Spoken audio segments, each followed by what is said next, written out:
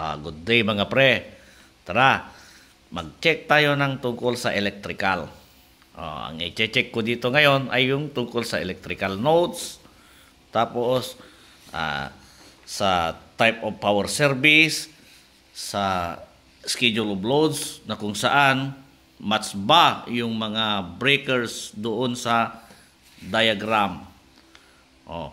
Ang type of power service natin ay sabi dito sa single line diagram, 230 volt single phase 2 wire. 2 wire. Yan.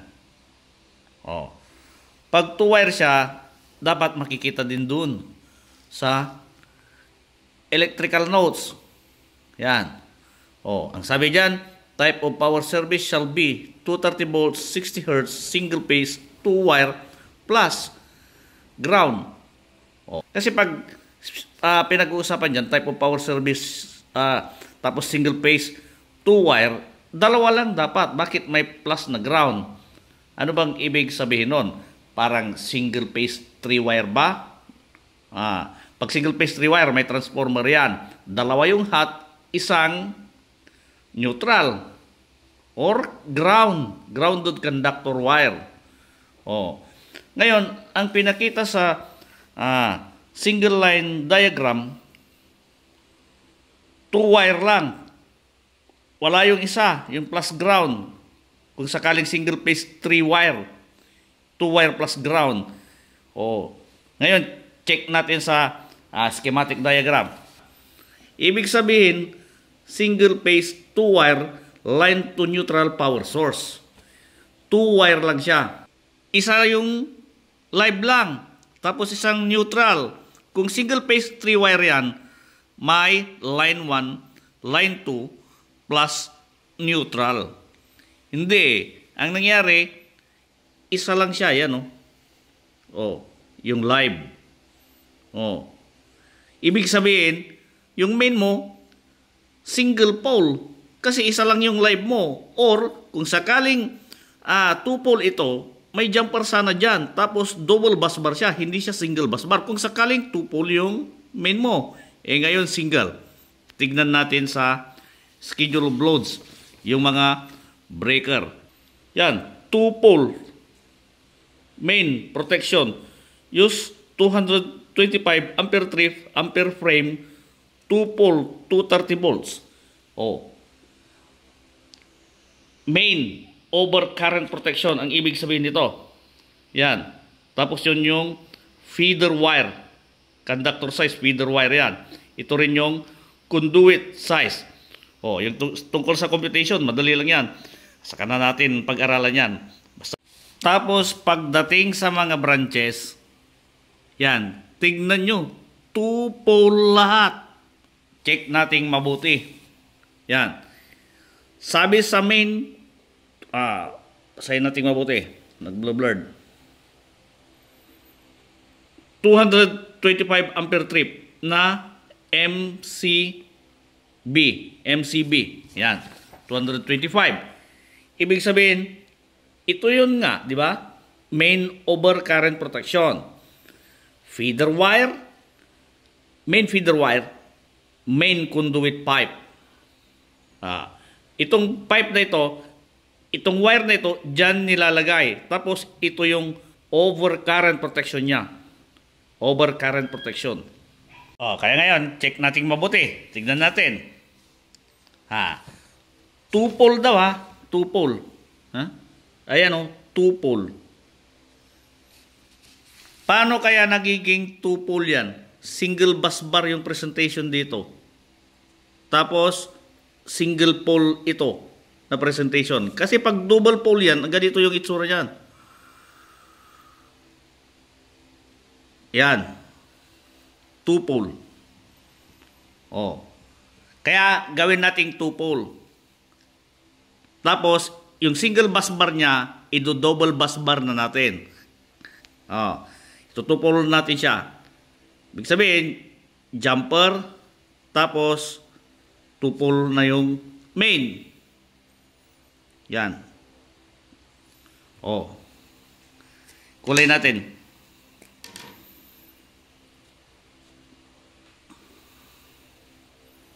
Ito yung hot jumper. Tapos, para sa bus bar 2. Yan. Ito naman yung bus bar 1. Yan. Lahat ng breaker kakabit dyan sa hot bus bar or yung kulay na red. Tapos yung neutral sa neutral bus bar. Parang actual wiring yung diagram. Hindi lang binuo. Yan. Ito yung neutral natin. Yan. Nakakabit sa neutral bus bar. Yung hot, dyan kakabit yung mga branches. Nakagaya nito. Yan. Oh.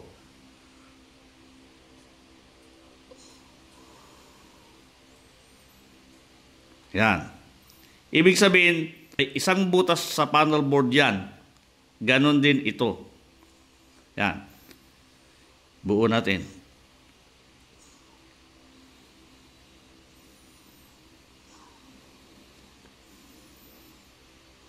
Malalaman natin dito kung sino yung single pole tapos double pole.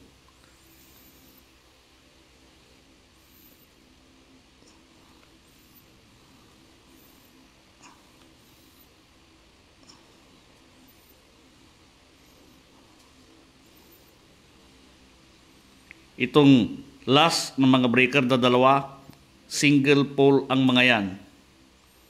Yan, kitang-kita naman eh. Kasi ito yung mga pares kung sakali. Ito yung naiwan na walang kapares.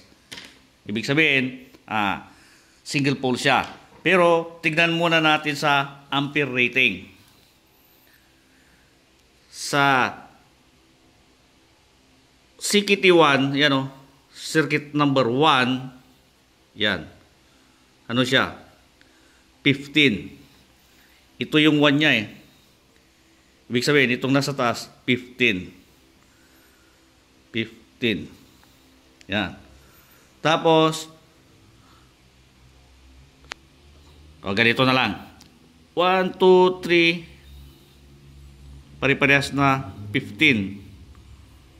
1, 2, 3. Ibig sabihin, 1, 2, 15 ito. 15. 15 din ito. Itong 3. Kasi pag tignan nyo doon sa schedule of loads on computation, yung number 3, 15. Yan, 15. 2 pole. Ibig sabihin, 15 ito, parehas sila ng rating. Ibig sabihin, ito, 2P. 2 pole. Yung number 4, ano ba yung number 4? 20 daw. Ibig sabihin, 20 ito. Yung isa. Yung partner niya is 20. Ibig sabihin, ito, 1 pole. Tapos ito, 1 pole din. Number 4. Ito, pares siya kasi parehas ng rating eh. Ngayon ito, hindi sila magkapares. Magkaiba sila ng rating. Kaya, tigsi single pole. Sa isang butas, 2 branch. Sa isang butas, 2 branch. Kasi nga, di ba, line to neutral. Tuloy natin. 4, 5. Lahat na, number 5. Lahat na 20 hanggang 8. Tignan natin kung sino yung mga single pole dyan tapos double pole. Basahin natin mabuti. 1, 2, 3, 4, 5, 6, 7, 8. Ibig sabihin ito, 5, 20. Tapos ito rin, 20, 6, 20, 7, 20, 8, 20. Yan. 4, 2, 8, 20. Kasi yung mga nasa baba na 30 na eh. Ayan o. Ibig sabihin, lahat na ito, 30, 30, 30, 30, 30, 30, 30, 30, tapos ito, 30. 30. Oh, ito, matik na 1P ito eh. 1P. 1P. Ito. Yan. Ngayon, ito, magmula 4, 5, 6, ito. Tuple ito, partner to, ganyan ang symbol. Palitan ko ng kulay. Kulayin ko ng blue. Yan. Tuple yan. Tuple din to. Tuple din yan. Tuple. Tuple. Partner sila. Pareha sila eh. Ito lang yung single pole. Dito, ang tuple yung 1 and 3. Pero ito, tigsi single pole. Yan. Kung i-check natin yung mga tungkol sa breaker sa schedule of loads and computation, tuple yung 1. Tapos, single pole yung 2. Sa 3, tuple siya. Partner niya yung 1. Lahat na tig-2 pole. Hanggang sa 16. Hanggang sa 16, tuple. Check ito. Okay yan, okay yan. Yan. Yan. Yan. Yung 4, 1 pole. 17, 18. Tigwa 1 pole. Sa madaling salita, ganito yan. Yung 1 and 3, 2 pole. Kumbaga, 1 and 3, pares yan. Isang pares ng 15 ampere na circuit breaker. Yung 1 and 3, dalawang branch siya sa isang pares. Yan, 2 pole siya. Ito yon. Ngayon, pagdating sa 2, 1 pole siya. 2, 1 pole siya. 1, 2, 3, 4. Yung 1, tapos 4, tigsi single pole. Kung parehas sila sana ng rating, pwede siyang 2 pole. Ngayon, dahil sila magkaparehas, tigsi single pole siya. Ngayon, lahat ng magkakaparehas ng rating, tig 2 pole siya. Pero pagdating sa 16 and 17, dahil line to neutral yung power source, kaya dapat line to neutral din ang connection sa panel board. Nagiging single pole yung 17 and 18. Oh, diba? Madaling mag-estimate. Pagbilangin mo na ilan ang 2 pole na ang rating ay ganito, 15. Oh, diba? Isa. Tapos 1, 2 sa tig 20. Tapos 4 na 1, 2, 3, 4 na tig 30 ampere na circuit breaker. Ngayon, yung tig single pole 1, 2, dalawa na tig single pole na 30 ampere. Oh, diba? Ang dali. Oh. Kaya yung diagram, yung schematic diagram na ito, dapat i-match na natin dito. Oh. Yung 1 and 3, tuple. Yan, tuple yan. Okay yan. Tuple yan. Ito, 1. Oh. Tapos yung 4, 1 pole din yan. Yan. Tapos, lahat na to, tig 2 pole hanggang 16. 16. Maliban doon sa 17 and 18 na siya ay tigwa 1 pole. Oh. Lahat na to, tig 2 pole. Yan. May kapartner ang mga yan sa ibang branch. Kagaya ng sinabi ko, yung 1 and 3, magkapartner yung breaker nila. 2 pole siya. Parihas na 15 ampere.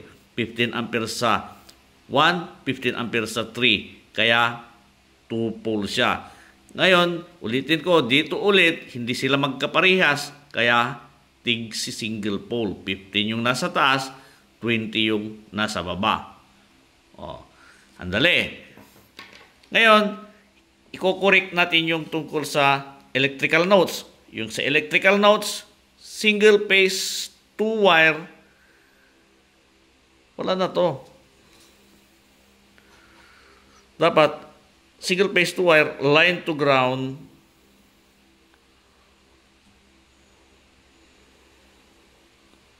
connection. Yan. Type of power service shall be 230 volts, 60 Hz, single phase 2 wire, line to ground connection. Oh, line to ground connection. Kasi kukonek ka dun sa line, live, tapos yung isa neutral or ground, line to neutral, line. Yan. Lahat ng may breaker hot. Yung neutral sa neutral bus bar. Oh, actual wiring yan. Gaya ng sinabi ko, yung hot, papartneran mo ng wire na manggagaling sa neutral para ipare sa hot ng bawat branch. Yan yung actual wiring yan. Tapos kung kunyari may grounding ka, lahat din ng mga branch kailangan ng lalagyan mo ng green wire para sa grounding wire. Oh, ha? Andali. Yan. Type of power service, 230 volt, single phase 2 wire, line to ground connection. Ito, tinatawag na single line diagram, kaya dapat may nakasulat dito na single line diagram. Yan. Tapos doon sa schematic, ito yung schematic diagram. Schematic diagram yan. Oh, schematic diagram. Ano ang pagkakaiba ng single line diagram tapos schematic?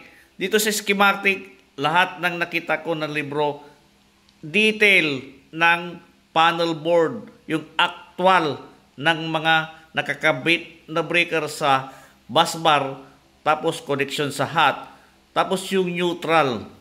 Yan, ang nakikita palagi dyan. Pero pagdating sa single line diagram na, ganito na siya. Mula sa power service entry, ito walang power service entry. 2 wire siya. Yan. Tapos, may kilowatt hour meter. Connect sa MDP. Breaker din to. Main. Sa poste. Tapos, ito na yung panel board. Yung detail dito, yun yung sa schematic diagram. Yan. Ngayon, ito naman yung single line diagram. Pwede mo ring i-single line diagram yan, pero hindi halos maintindihan.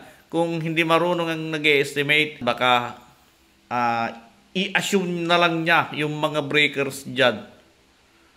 Oh, bibilang-bilangin niya. Pag single line diagram, kasi ito magiging isa na to eh. Tapos yung 2-pole na breaker, magiging parang 1 pole siya, pero susulat mo pa rin dyan na 2 pole. Tapos yung ampere rating niya. Ganon din sa mga bawat branch. Ito magiging single na siya, pero naka 1 and 3. 1 and 3 siya yung tatak niya. Kumbaga ganito siya, oh. Yan. 1 and 3. 2 pole. Yan. O, paano pag single pole? Kaya detail mo ng detalyado, hindi yung isi-single line diagram mo yung schematic. Kasi pag single line mo yung schematic, parang pinakita mo na hindi mo alam ang actual ng ginagawa mo. Diba? Kaya detail mo ng tama. I-detail natin ng tama. Oh, schematic diagram, single line diagram. Oh, saka, bago ko makalimutan, para tayo ay magtapos, hindi ko pala nasabi yung tungkol sa connection ng bawat branch dyan sa bus bar. Yan. Pero madali lang naman yan. Yung nasa taas, nasa busbar 1. Yan. Yung nasa baba na breaker, nasa busbar 2. Busbar 1, busbar 2. Yan. Ganyan. Yung nasa taas, nasa baba, ganyan yan. Nasa taas, yung sa busbar 1, tapos busbar 2 yung nasa baba na breaker. Pare-parehas yan. Yan. Yan.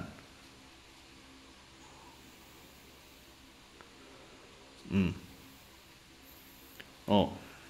Itong 2-pole na to, nakakonect yung nasa taas sa busbar 1. Yan. Tapos yung nasa baba sa busbar 2. Dalawang branch siya. Oh, dito naman, kahit single pole siya, ganun pa din. Basta yung nasa taas, sa busbar 1. Yung nasa baba, busbar 2. Oh. Okay.